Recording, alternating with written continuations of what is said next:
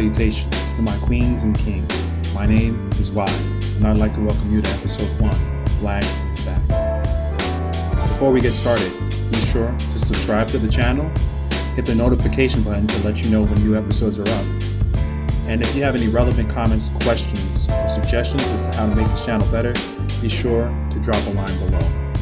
Now, let's get this episode going. In this episode, we'll be going over the foreignpolicy.com article in which the FBI describes a new term, Black Identity Extremist, or BIE for short. Now, what I think that means is the FBI assumes any black person who perceives alleged police brutality against the black community may be spurred towards violence against law enforcement. Now, there's some key words in here: perceived, alleged. That makes it seem as though law enforcement has not done anything wrong at all. And the way they coined this term, it seems as though there's a movement that actually identifies as Black Identity Extremists. We'll take a closer look at this article and try to dissect exactly what's being said to what's actually meant. Let's take a look. As white supremacists prepared to descend on Charlottesville, Virginia in August, the FBI warned about a new movement that was violent, growing, and racially motivated. Only it wasn't white supremacists, it was Black Identity Extremists. Amid a rancorous debate over whether the Trump administration has downplayed the threat posed by white supremacist groups, the FBI's counterterrorism division has declared the Black Identity Extremists pose a growing threat of premeditated violence against law enforcement. The FBI assesses it's very likely Black Identity Extremist perceptions of police brutality against African Americans spurred an increase in premeditated, retaliatory, lethal violence against law enforcement, and will very likely serve as justification for such violence, reads the report. The August 2014 shooting of Michael Brown in Ferguson, Missouri was the catalyst for widespread anger and violence, the FBI report says, concluding that continued alleged police abuses have fueled more violence. The FBI assesses it's very likely incidents of alleged police abuse against African Americans since then have continued to feed the resurgence of ideologically motivated violent criminal activity within the BIE movement, the report states. Some 748 people have been shot and killed by police so far in 2017, including at least 168 African Americans. The report, dated August 3rd, just 9 days before a white supremacist rally in Charlottesville turned deadly, appears to be the first known reference of Black Identity Extremists as a movement. But former government official and legal experts said no such movement exists, and expressed some concern that the term is part of a politically motivated effort to find an equivalent threat to white supremacists. A former senior counterterrorism and intelligence official from the Department of Homeland Security who reviewed the document at Foreign Policy's request expressed shock at the language. This is a new umbrella designation that has no basis, the former official said. There are civil rights and privacy issues all over this. The concept of Black Identity Extremist appears to be entirely new. Foreign Policy found only 5 references to the term in a Google search. All were to law enforcement documents about domestic terrorism from the last 2 months. One of those online references is to law enforcement training on identifying domestic terror groups and criminally subversive subcultures which are encountered by law enforcement professionals on a daily basis. Among the 6 acts of premeditated violence linked to Black Identity Extremists, it excludes violence towards police carried out in the normal course of their duties. The report cites July 2016 shooting of 11 police officers in Dallas. The shooter, Micah Johnson, was reportedly angry at police violence.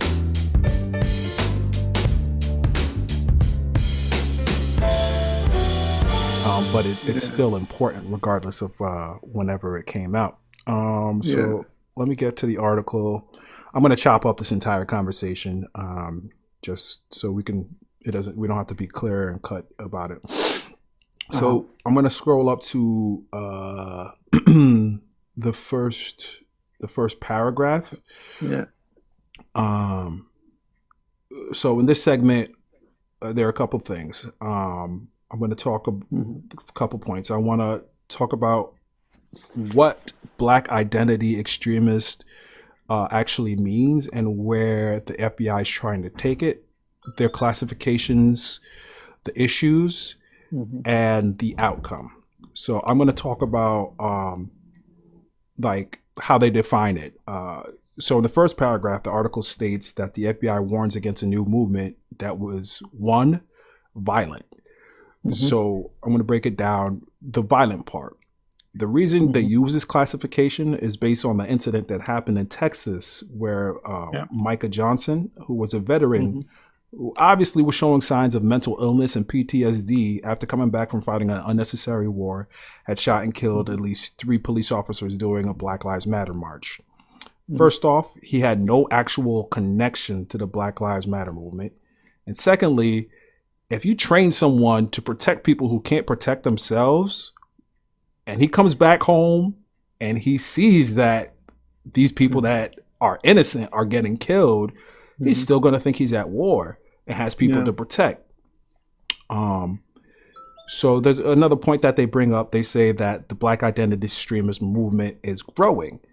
I mean, based on the FBI definition, it's a loose ass term, and it seems like any Black person who sees Black people dying at the hands of police on a month-to-month, if not a day-to-day basis, is going to think fuck the police, and is part of this dangerous, growing terrorist organization. Like if that's how you want to look at it, if somebody identifies extremely as a Black person, then yeah, you're going to find a lot more people who are seeing these violent crimes against the Black community grow. You're going to see that grow.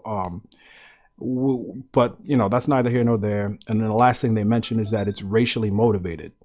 Like the term itself it seems racially motivated. Black identity extremists. That seems racially motivated. If they existed, if Black identity extremists existed, then this is the only factor that actually makes sense, in my opinion. So I know that was a lot, but the 3 points were violence, where that Black identity extremist movement is violent, growing, and racially motivated. So, I said what I had to say. I just want to get your point on that. Well, first of all, when I read the article, I was the first paragraph is the most important part. It's the one that kind of resonated. That kind of took a lot of my attention. Because like the rest of the article is like it's about a lot of things that already happened that we know how the government deal with or used to deal with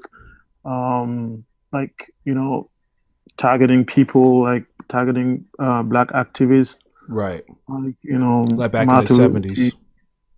So. But the just the name Black identity extremist, it was very to me because when you see among Black Lives Matters activists, there are also people from different colors. They're like Spanish, white people, and from different people from different backgrounds. So the question is, does the FBI classify those people as Black identity extremists too?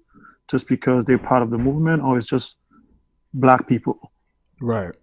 So that's the first question that I had when I was reading that, and it was it's very confusing is not, because I feel like it's very it's like targeting people of a specific color who are standing for their rights. So that's basically what that's my first impression after reading it. And that's a good point. Like, do people who also support Black Lives Matter, do they fall into the classification of Black identity extremist? But it does, as far as the foreign policy article is concerned, it doesn't actually say that. It just says the FBI assesses as very likely incidents of alleged abuse against African Americans since then have continued to feed the resurgence in the ideologically motivated violent criminal activity within the Black identity extremist movement. So, this is like the third paragraph down where they keep using the term alleged and perceived, which, you know, kind of is a slap in the face, where they're saying, you know, the way Black people or people who support Black Lives Matter perceive these alleged attacks against the Black community may turn into, you know, violent criminals. Like, so you're telling us what we're seeing on your body cameras, what we're seeing on the news, what we're seeing on cell phone cameras every day is alleged police brutality. People are seeing this with their own eyes. They're seeing this through news. They're seeing this on almost a daily basis. People have been, even though granted all these police officers have been acquitted and not indicted for any of these cases, it's very apparent that there's something wrong going on here. And, you know, go ahead. Well, I mean, I agree with you when you say it's a slap on the face, because just using the word alleged, it's making feel like those things never really happen. Exactly. Those things have to be proved, but those things have to be proven. But we have all those. There's some instances of officers who get convicted. You're right. For those actions. So how about those guys? And they kind of trying to downplay the fact that if it happens in 1, 2, 3 cases, it doesn't mean anything, which is like it's sad. You know, It's sad. And again, I agree with you when you say it's a slap in the face. But you know, it's so. I mean, this just plays into the part of denial that's been going on for generations. Because the way I'm not trying to speak for all Black people, because I am not Jesse Jackson. I'm not the president of Black people. But you know, that would be a tough role. I feel like sharecroppers. They weren't technically the masters at the time. They were the people that were out in the fields. Well, I guess we were sharecroppers, but they're the people who were out in the fields whipping the slaves to pick out cotton, and those are technically our police officers of today. And this has been perpetuated since we've been in this country for a very long time. So for people to start saying right now, alleged, you know, after Rodney King, like after all these things that we have seen, after the civil rights movement, where all we wanted was to be treated equally, and nonstop, this country has done everything in its power to prevent us to be even viewed as human. It's really hard to swallow a pill that says alleged on it, man. Like it's really hard. Like it is. There's a common history, a common theme that's been going on for hundreds of years. And you have the nerve to say that we don't know what it looks like. Like that's basically what they're saying. Like, you don't know. This doesn't look like what it actually is. You know, like, you don't know what you're seeing. We've been seeing this our entire lives. We're born knowing that we're different. You know, like, so I don't. That's my first take, or my second take on the issue. So that kind of leads me up to the second part of the discussion that I want to talk about are the issues with this article. The issues with the term in itself. So I'm just going to make a quick statement, and then if you want to elaborate on any issues you have yourself with the big problem with throwing out such a vague, broad term of Black identity extremists. So to start off, the issues. What doesn't make sense to me and makes this all the more infuriating is that the term came right after a white supremacist rally ended in the death of someone who's protesting against white supremacy in Charlottesville, Virginia. But the issue is, how's the first thing the FBI does after an apparent increase in violence toward people of color is deem people of color a terrorist threat? Like, it seems backwards. Like, when there's more violence towards Black people, the thing you don't say, all these Black people are dying, we better look out for Black people. Like, how is that the right thing? How is that the right thing to do? Like, how does that make sense in any level? So, like to your point earlier that you were saying, unfortunately, this isn't the first time the FBI has attacked anything that was pro-black or wasted taxpayers' money on hunting down or creating a black terrorist threats. So, like even back in the 70s, it was J. Edgar Hoover's sole purpose to destroy and disrupt anything and everything that meant black people would organize and focus on their own self-interest. It's scary to think that this practice still continues and only perpetuates the ongoing hate and mistrust against the black community and law enforcement, because we shouldn't be at this position.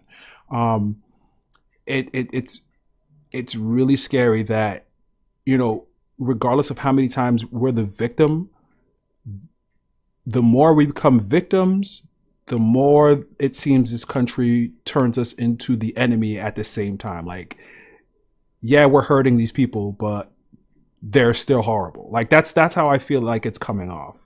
And it's really getting to me. It's really becoming one of those things that, oh shit.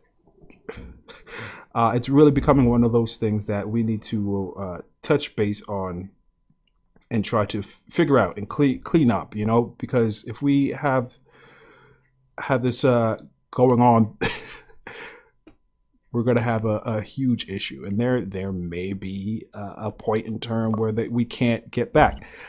Okay, so just so you know, I had to keep talking just so for the conversation to break up. Okay, no problem. I realized that it got kind of quiet, but I'm actually like reading something that I kind of like prepare myself. So I'm just gonna do it again, No problem. real quick, and then you can chime in with what you want to say. So what we're talking about is the issues. I don't know if you heard that part. Yeah. Okay, so the main issues with this article and what the biggest issue with the solid term black identity extremists is at all.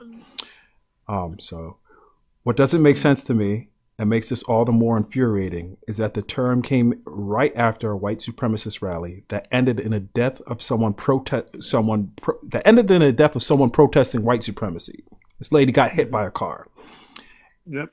My confusion is, how is the first thing the FBI does after the apparent increase in violence towards people of color is deem people of color a terrorist threat? That's basically like saying, okay, these people are dying in mass. It doesn't matter. You got to be careful because they're still horrible people. Like, that doesn't make sense.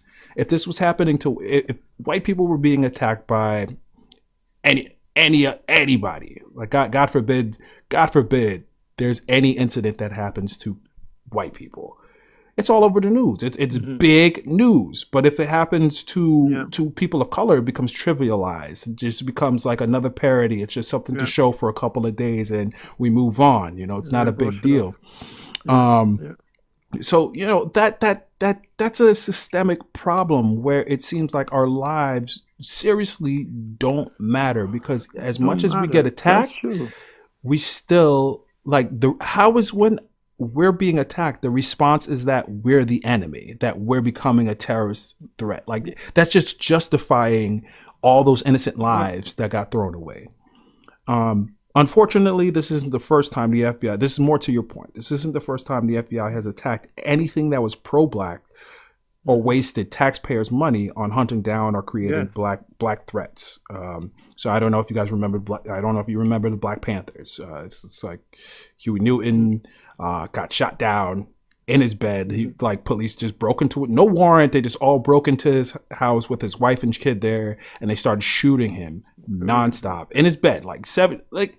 I don't know how many police officers. I don't know the details, but you can look it up. In the 70s, it was J. Edgar Hoover's sole purpose to destroy and disrupt anything and everything that meant black people would organize and focus on their own self-interest. And it's scary to think that this practice still continues and only perpetuates the ongoing hate and mistrust against the black community and law enforcement. It's a huge issue, man. So I don't know if you want to your point. To your point, I was about to say I really appreciate the fact that you mentioned Edgar Hoover in this segment, because I feel like that guy, he laid down a plan, a guide, policies how the FBI should be ran, and then those rules are still in place even now. because the fact that after that incident that happened in Charles, what was that in Charles, is that Charlestown or Charles, Yeah, it was Charlottesville. Charlottesville. Charlesville, exactly. After that incident, the fact that the president himself incriminate black people first, it Hmm. means it says a lot. So the protection, like the FBI is like kind of being protected by the whole the entire government. But come on now, Hmm. we're not blind.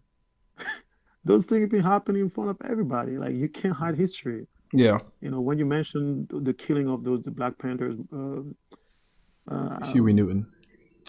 yeah, exactly. So it's yeah, that's the same feeling that I had when I read the article. I was like, this. It feels like It's repeating this itself. it's repeat the history is repeating itself, and it is a way.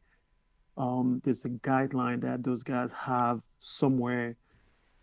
Yeah, I I mean it's don't know straight where. straight out of the Hoover Um, playbook. Like black people are getting attacked. exactly. There you Let's go. just Yeah, flip it up, and make them seem like they're yeah, the enemy. Like it's yeah. And I ridiculous. yeah, And this is and I'm taxpayers' not. money.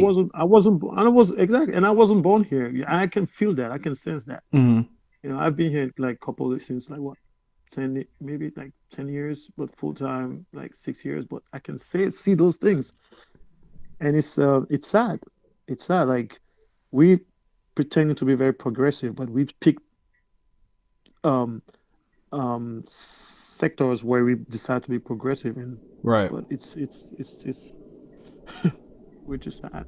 Yeah, it's so that's going to take us on to the next segment, the Mm, outcome. So this is pretty much the summary as to how I personally feel if this prolongs and if this type of rhetoric starts to get out and reverberate across the world, how this is going to look if this is the way America starts molding the image of the black mm, community. Um, so the outcome. People who aren't raised in a diverse community only have news and media to get their information on different cultures. So they're people who just never get a chance to meet black people on a yeah. day-to-day basis, who don't know any better except for what people around them who look like them tell them, or whatever they see on TV, and they think that's how black people are. I've met plenty of black people plenty of people who weren't black who thought I spoke a certain way and were surprised that I was Mm. so quote unquote articulate. They just don't understand, Very that, very articulate. oh, you speak so well. Like, oh, you don't look like how I thought you would. It's What were kind you of thinking? weird. It sounds like you're making a compliment, but you're basically saying, "Oh, you don't look like all those other beeps, oh, like I see on TV." That's what it sounds Yeah, like to people in yeah, your head. yeah, So yeah. anyway, um, so for these people who only get their information of all the cultures from news and media, uh, stereotypes like this only make it harder for people to get past those falsehoods and make it impossible to view others, people of color, on an equal level. Not only Mhm. does this cause a problem in our own country, but these thoughts and falsehoods echo and reverberate into other nations who know nothing about uh, other cultures.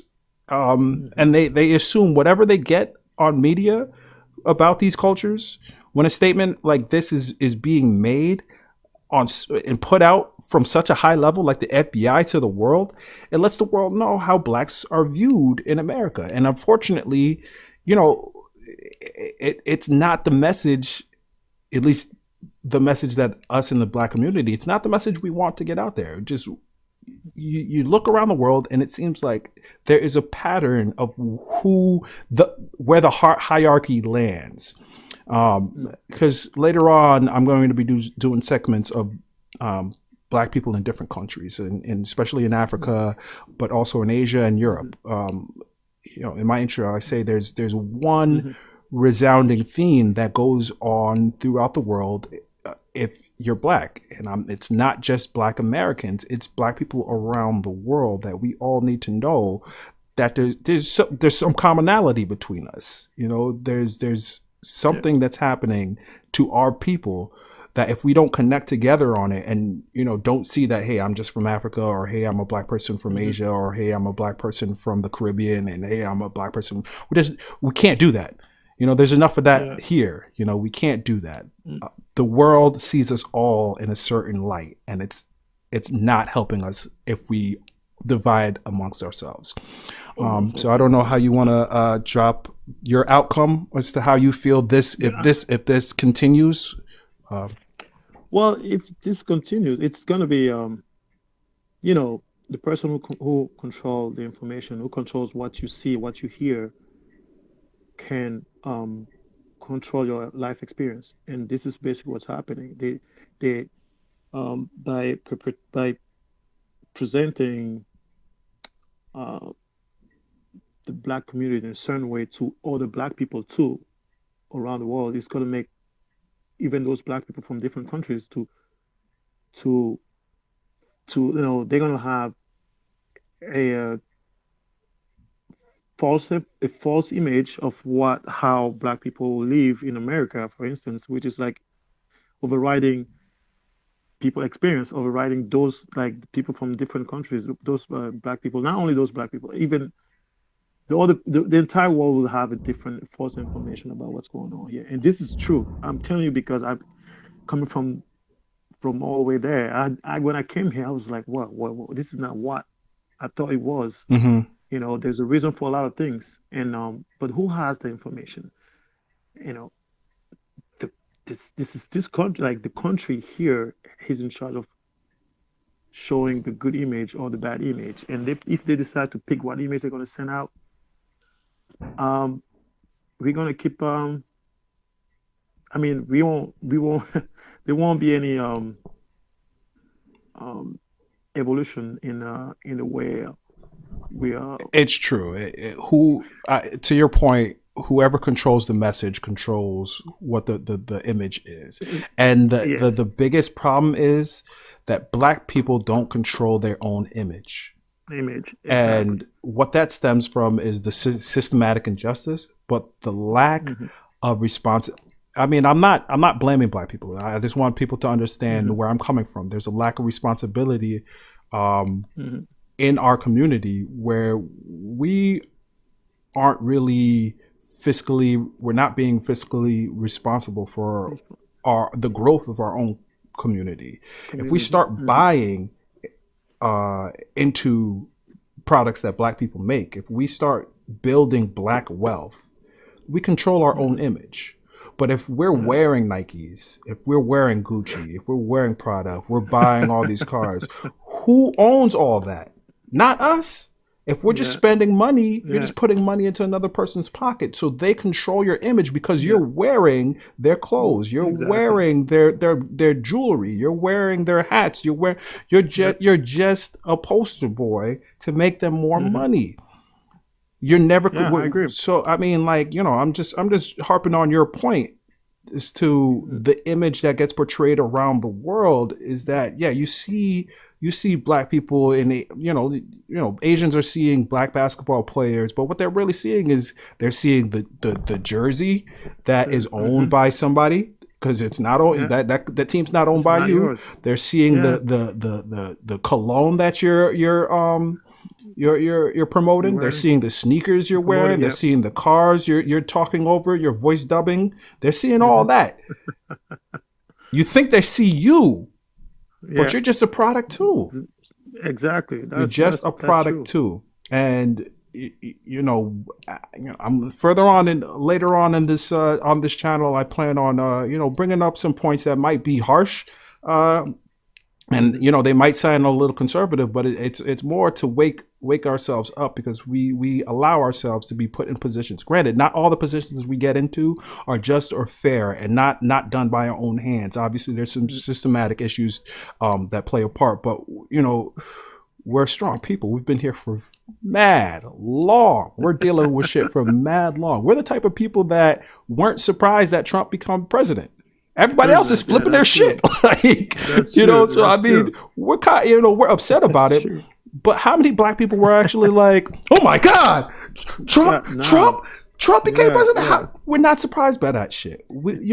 Our lives are hard. Our black women's yeah, lives are hard. Black men, they yeah, can't. yeah. We don't think about ourselves. We think about how people are affected by our People, presence. that's Mentally, true. we're hard. Like, we've come a long way, but when it Yeah, comes to taking responsibility and developing ourselves into a better community and building our own image, like we will. that's where we're failing. That's where we're failing. We got Yeah. we have the strength. We have the proven strength, man. We've been here Hmm. for a long time dealing with bullshit, but Yeah. where it really matters. Where it really matters, you can have all the cars, you can have all the money, you can play football, you can have all the girls, dude. But Yeah. where did all that come from? Did it come from? I mean, granted, yeah, some sports athletes, they work all their lives, but you're owned by somebody at the end of the day, Yeah.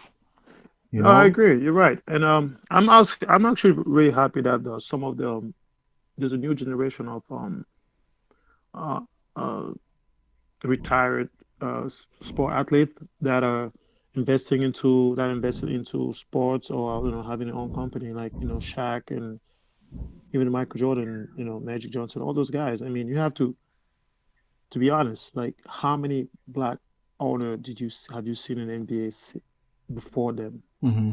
None of them. And even now, I don't think Michael Jordan is he's he has the majority of the how do you call The that, team, yeah, of the team. yeah, So they're still fighting. They're yeah. still fighting. But on the field, it's only black people playing.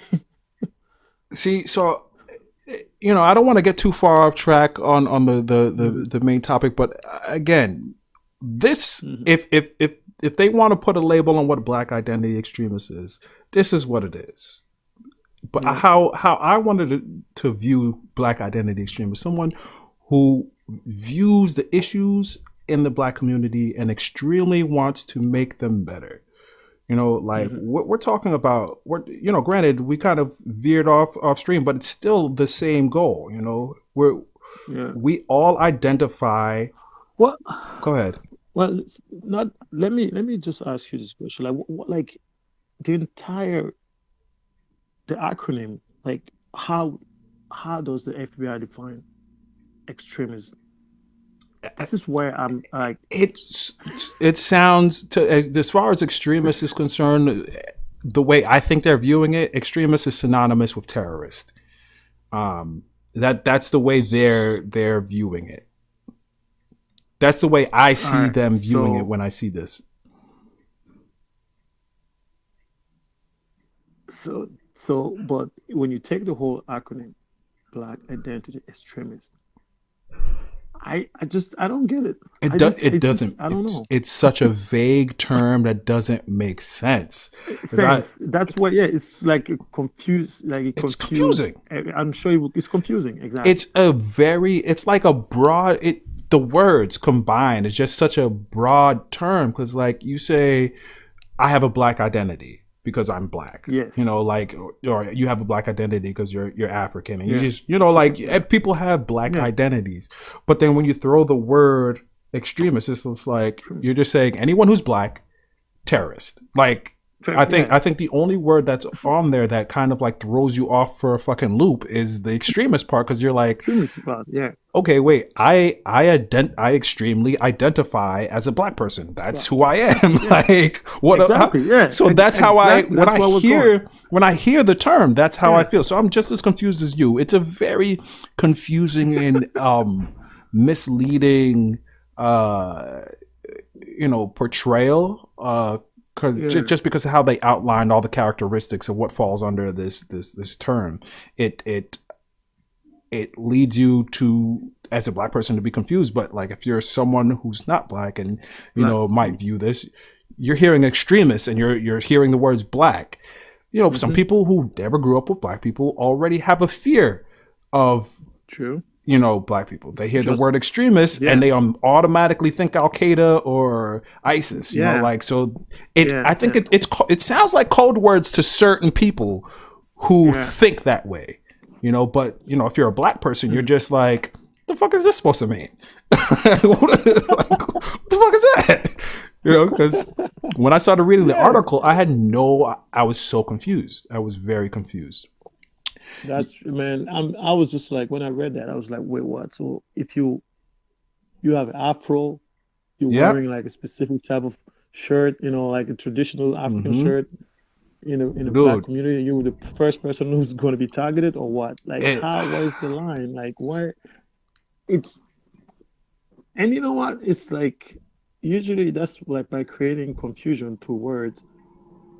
Um, institutions can be like can easily target specific people mm-hmm.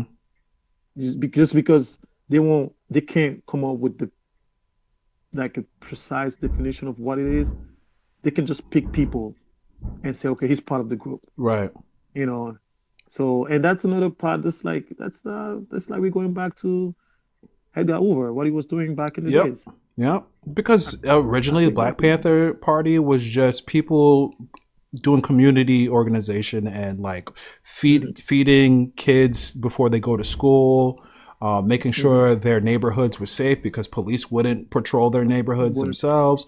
So like they were just community organizers at the beginning. They weren't, it was the portrayal that the FBI had made of them that turned them to the vilified them and made them some sort of enemy of the state, because back in California, there was no in the 70s. The Black Panthers, they knew their law. They knew exactly. They were really smart. These guys knew exactly how to play the law to their advantage. There was a no gun law as far as like concealing. You were allowed to bring an unconcealed weapon into government property. So the Black Panthers had something to say that they weren't being heard. So they all armed themselves with shotguns and guns and handguns. They didn't conceal them because that's when it's illegal. Yeah. When you hide the gun, that's a problem. But they walked into the government. I think it was like a town hall or something like that, city hall, with weapons, and that's when it became a problem, and they all of a sudden put regulations on where you can carry weapons. Oh. Before, it was fine. When white people are doing it, it's fine. Like you might notice, like a lot of farmers are defending their farms and all this, for weeks on end on property that the government owns, and they don't. But the police won't do anything to them. If it was Black people armed to the teeth with weapons, AK-47s, and all these assault rifles, and just walking around, they just, just somebody would sneeze and it would turn into a gunfight. They'd all be dead. Exactly. Yeah, so everybody would be dead. Yeah. It baffles me the way, like, and you still see it portrayed on television all the time. There's the difference in how they treat white people who are extremists, who are definitely extremists, versus people of color who they deem extremists. So let's just even say this: like, how come the KKK is not classified as an extremist group? You know what? That's always boggled my mind, and I can, like, regardless of what anybody ever says to me, it'll never make sense, because here we are, a country who went into World War II to stop the same mindset, that mindset of hating a culture just because it's a different culture, and just the speech and rhetoric. We go into another country and tell them they're wrong. We force them to sign papers. We charge them with all these world crimes. We vilify them, and then we say, oh, it's okay to talk like that in this country if you're, so long as you're hanging Black people, it's okay. Like, what? Like, how does that make sense? It doesn't make sense that you go to another country, tell them that what they did is wrong, and then allow our own people to do the same fucking thing here. Exactly. Forgive me for sounding like a Black identity extremist. I'm just saying. Some things don't seem to make sense here. You know. No, I agree with you, man. I agree Um, with you. I mean, listen, it's I don't understand that. Um, well, yeah, it is what it is. So yes. thanks a lot for touching on this article with me. So next week I want to talk about that DRC video that I had made a while ago. I don't know if you remember with the cobalt. Oh yeah, yeah, yeah. So I really want, yeah, I really want to be part of it too, yeah, man. because I had like I obviously finished that Yeah. like last year, but I just need Hmm. someone to talk about it with me. It probably would help if Hmm. you had a few comments that you wanted to drop, and also I wanted to talk about the African president who does not want to step down. Oh, he did. He Oh, he stepped did. down this week. Yeah, he Okay. definitely. He finally he resigned Okay. All right. Cool. So last week. I want to touch on that. I'm going to do a Yeah. little brushing up on that because, like I said, I'm going to talk about things that are going on here, but Hmm. I'm trying to focus on everything all over the world, All right, because that sounds. there's not news. There isn't news for us. There is no news. Yeah. There's no information. You like the black identity extremist thing. Do you ever hear that on NBC? Do you ever hear it on MSNBC No, or that was CNN? the first time, man. Yeah. Exactly. So things that Yeah. matter to our community. I wanna touch on. I'm sure people have heard a little bit about it, but this has not been in the forefront of the media. It's always been Hmm. about Trump and every little thing he does, every little thing he tweets. If it's not important, if he's talking about football, move on. If he's talking about LeVar Ball, let's move on. Like I why know. why see, like these news stations, these media outlets are sitting here talking about, yeah, we kind of played a part as to why Trump became president because we didn't give anybody else time on our channel because all we did On was try Earth. to make Yeah. him look like a fool. You guys are We talk about doing it. the Yeah. same thing. Yep.